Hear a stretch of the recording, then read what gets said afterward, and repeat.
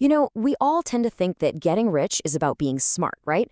About having a high IQ or some secret financial knowledge. But what if it has way more to do with how you act? Today, we're diving deep into the psychology of money to see why your behavior, not your brains, is the real secret to financial success. And it all kicks off with a fantastic mystery. A guy named Ronald Reed, a totally humble gas station attendant and janitor from Vermont, absolutely floored everyone when he died and left behind an $8 million fortune. So how on earth did he pull that off?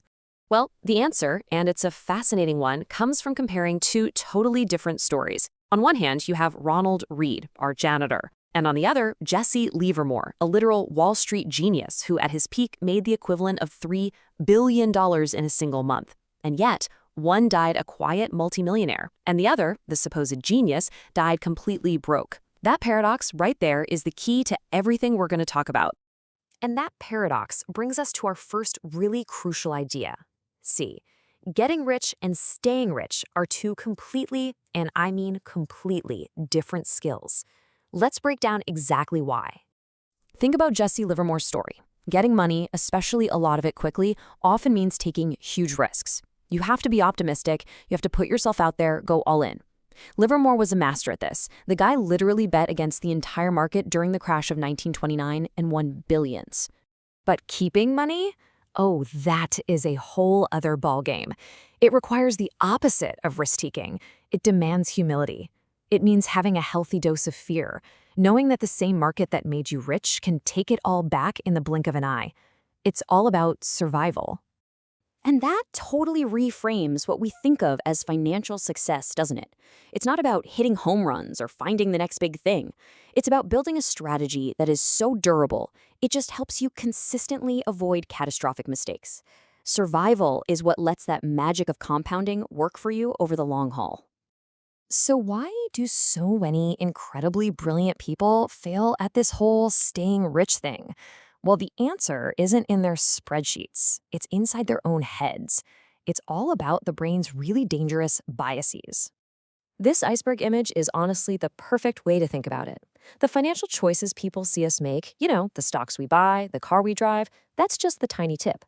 Underneath the surface, that's where the real drivers are. All our hidden emotions, fears, and personal beliefs about money. Behavioral scientists have this great way of explaining it. They say it's like a battle between two systems in our brain. There's system one, which is our fast, emotional, gut instinct system, and then there's system two, our slow, rational, deliberate thinking system. The problem is, when it comes to money, our emotional system one often hijacks the controls, leading us to make these really predictable mistakes over and over again. And two of the most dangerous biases out there are what's called herding and overconfidence. Herding is that primal instinct to just follow the crowd, buying when everyone else is euphoric and panic selling when they are too. And overconfidence? That is exactly what happened to Jesse Livermore. That massive win in 1929 made him feel invincible. He started taking bigger and crazier risks, until eventually he lost it all. And here's a bias many of us have and don't even realize it. Home bias. Look at this. Japanese investors, for example, put a whopping 91% of their money into Japanese companies, even though Japan's market is only 6% of the world's total. We just have this irrational preference for what's familiar, and that comfort can be a seriously risky move. Okay, so how in the world do you fight these biases? Well, to find out, let's go back to our janitor, Ronald Reed. Instead of giving in to all those emotions, he mastered them with a few incredibly simple secrets. His whole strategy had just 4 pillars, and listen to this, none of them required a PhD in finance. First, he lived simply, saving a huge portion of his small income. Second, he invested patiently for decades, never trying to time the market. Third, he just bought stocks he knew, solid blue-chip companies like AT&T and CVS. And maybe most importantly, he never ever panicked when the market took a dive. He just held on. See, Ronald Reed's secret weapon wasn't his intelligence, it was time. And to see just how powerful time is, look at this number, $260,000. What is that? Well, that's roughly how much it costs you if you wait just 10 years to start investing for your future. And here's the math. If you invest the same $200 a month, starting at age 25 versus 35, That 10-year head start is the difference between having about $500,000 and less than $250,000. This just proves the whole point. Ronald Reed's incredible advantage wasn't genius. It was an unbroken runway of time. He just let his money grow, year after year, for decades. Okay, so this leads us to a pretty radical, maybe even counterintuitive way of thinking about money. It turns out the most important wealth is the wealth you can't even see. There's this great concept called the man in the car paradox. Think about it. When you see someone drive by in a flashy Ferrari, you don't really think, wow, that person driving is so cool. What you actually think is, wow, if I had that car, people would think I'm cool. We buy these fancy things to get admiration from others, but we rarely actually give that admiration to the person who owns them.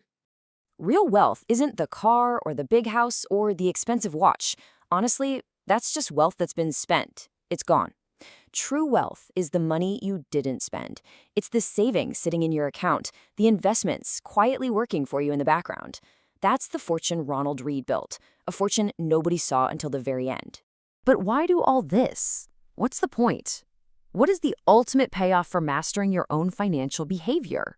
It's this: freedom.